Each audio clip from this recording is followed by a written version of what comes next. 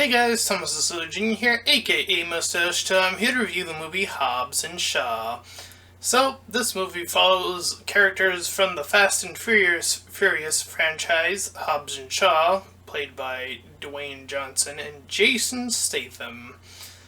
So, we follow these two characters as their dichotomy is supposedly supposed to be extremely different. One's the suave Jason Statham, and The Rock is the very brutalizer character of the two, but it shows a very similar course of events that the two go through, and throughout the movie we see them take very similar attitudes to get to the same goal.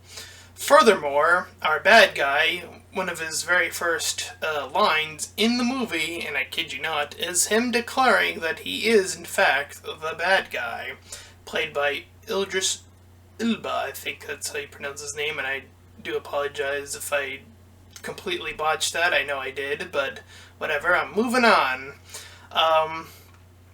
And, yeah, when your first line, or very close to first line, is your villain saying, "I am the bad guy," oof, you have a pretty rough time ahead, I think, in this action-oriented movie. When you get lines like that, you just don't seem, I didn't seem to get as invested as in other action movies, because I was like, well, that's just kind of dumb. Moving on.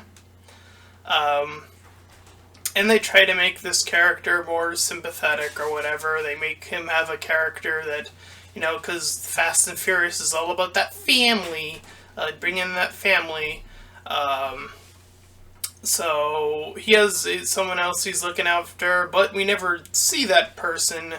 So whatever little thing that they're trying to provoke here, it doesn't work because we meet the other characters' families.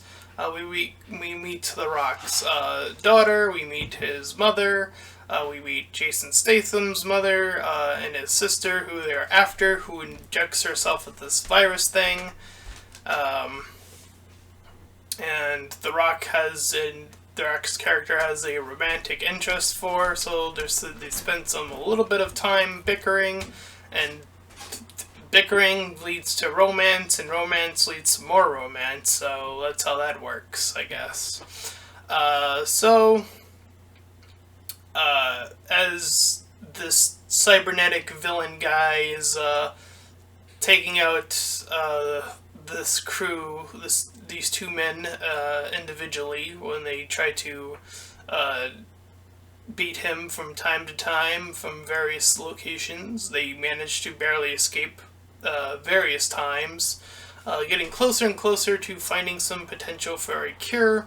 They end up finding, or going on about, like, how they can go to Samoa, which is where they meet more of The Rock's family, where they have a final stand where the good guys use their bare hands and all these custom shifted weapons, while they somehow the sister character finds a way to turn off their guns, and I don't know where in the movie it showed her, like, getting access to that, question mark.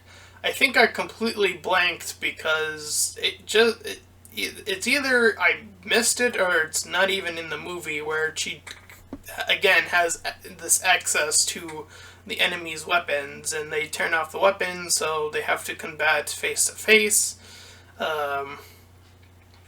He's able to grab the villain is able to grab the sister character and kind of move her away, and then the other characters go through this drastic, like, scene of, like, them with various cars and a helicopter that's swinging over a cliff face as they're driving. And just to show, or just to talk about, because I just remembered this now, at some point in the movie, There's a scene where they're in this building where Jason Statham and The Rock are chasing the main bad guy who gets the sister and then like leaves. The Rock takes a direct approach jumping out the window while Jason Statham takes the elevator, and I could have sworn they just ripped off this joke, quote unquote, from another movie. Was it Mission Impossible that they took that from? I think I saw that in Mission Impossible, like the newest one. I could be wrong, but definitely something that I've seen before and in action-oriented movies. So definitely taken a few scenes, or at least that very scene, from something else. Nonetheless, the final stand, getting back to where I was, taking place on the island, and then them being removed from that location. Eventually, they make their way out. The two of them finally have finished their discourse throughout the movie, even though they're so similar that it doesn't really make any sense to me why they'd be fighting, question mark. But they are able to team up and essentially maneuver the bad guy because they're able to juke and jive. As previously he was able to read one of their movements and then be able to get out of their way, but now that there's two people, there is no longer that opportunity. And just to show that this movie is trying to squeeze everything out, they make sure to leave the robotic master of the main villain, like, have the final word, just so it could be like, we're gonna sequel bait ya, for another possible movie. So yeah, I think this is a relatively weaker action movie. I don't think we have to settle for our action movies being this poorly written, especially coming from the villain side of things. Like I said, they tried to give him a whole family aspect too, but then they didn't even up on that in any shape or form. Him having his first line be, "I am the bad guy." Again, just really poor writing on this part.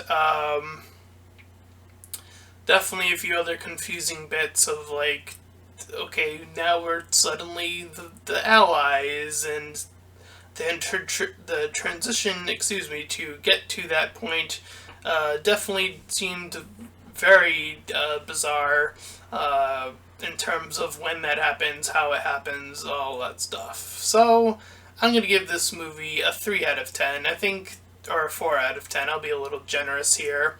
But that's still not that great, so that is my review of Hobbs and Shaw. So if you did enjoy this review, then please feel free to like, comment, and subscribe. Also make sure to check out those links in the description. One will add you over to my Discord server, the other to my Patreon page. Any donations are greatly appreciated, and until next time everyone, bye bye!